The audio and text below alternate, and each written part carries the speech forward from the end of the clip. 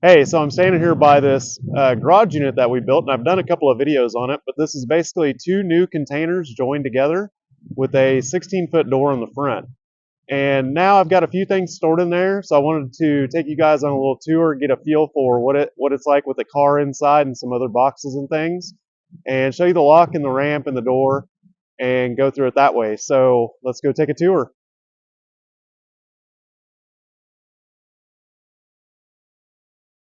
So this is your heavy-duty shipping container lock. We've done videos on these, but this goes behind this lock box. The shackle goes up, and then you pull the key out. So no one can walk up here with a cutter and cut the shank of the lock. You do have your padlock provisions on your handles. You can walk up and cut that with a cutting wheel. Now, I'm not going to say that you can't cut this lock box or get into this container, but we haven't had anybody mess with these locks. I'm sure you can pick it.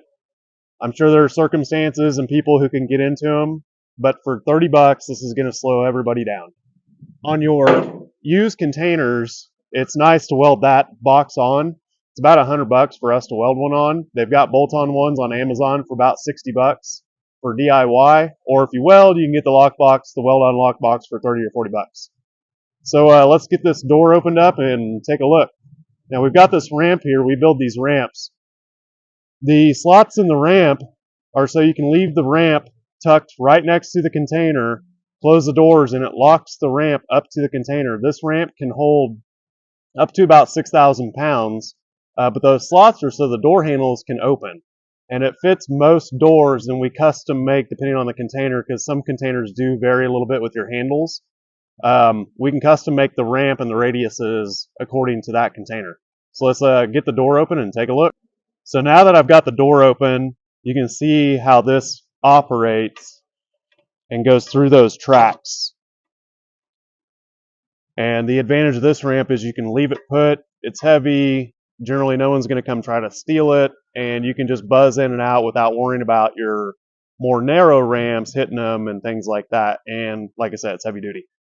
So we've got a car in here, and this is just a two-door 90s car. It's about 15 feet long, so just an average size car. And I actually came in the end of the container with this. This car would come in the garage door and fit that way, but I just came in the end here because we've got some other stuff we're going to put in here. I might switch it back later. So we've got some boxes and stuff stored in here.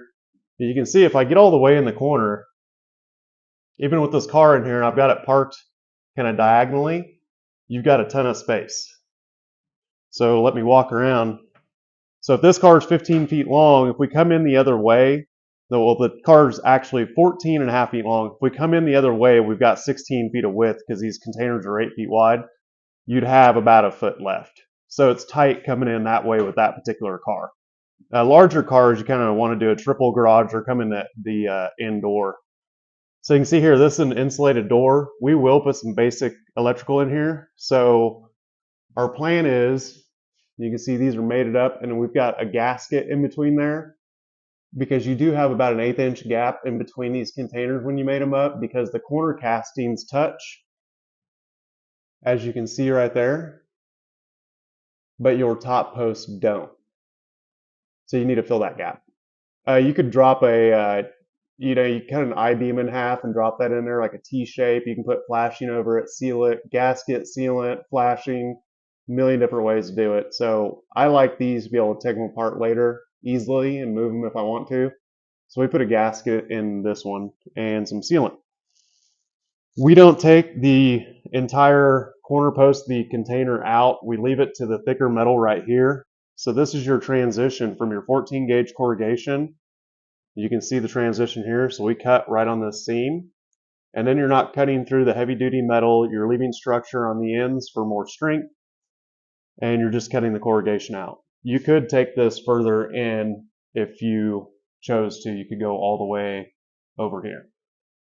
So this is the back container here. Kind of get a look at it. This is like I said, new container. You can see all the vents. The more vents, the better. Prevents condensation in the winter, and it cools the container down a little bit in the summer. So the more vents, the better, and you'll see many more vents on all the new containers versus the used containers. The plan with this container is, like I said, run a little bit of a basic metal conduit. So when you come in, whichever door, likely right here, we will put a light switch. That light switch will run up to two 48-inch LEDs in the center, so one there, and we'll make a junction box over to the other 48-inch LED. On the top, we will put a solar panel. That solar panel will come in and feed a charge controller. The charge controller will feed the battery, and the battery will feed the inverter. And then we've got kind of a self-contained situation, and that'll just be a small basic solar system, but that'll be enough to run lights. And if you were using this in a different application, you could charge tools and things like that. Once you move up to a mini split or any type of climate control, things like that, you're going to need to have a pretty robust solar system. And speaking of solar, all of your batteries and panels, a lot of them give you substantial tax breaks or credits for buying, and the prices of all that stuff have come down significantly in the past couple of years. So here's the other back corner. And so you got a ton of space in here. It's instant. You pop this up. We can get this all set up and delivered within a few hours after we've made the container. And a lot of jurisdictions, because this is not anchored down, it does not have property tax. So if you got any questions, drop comments. Thanks for looking.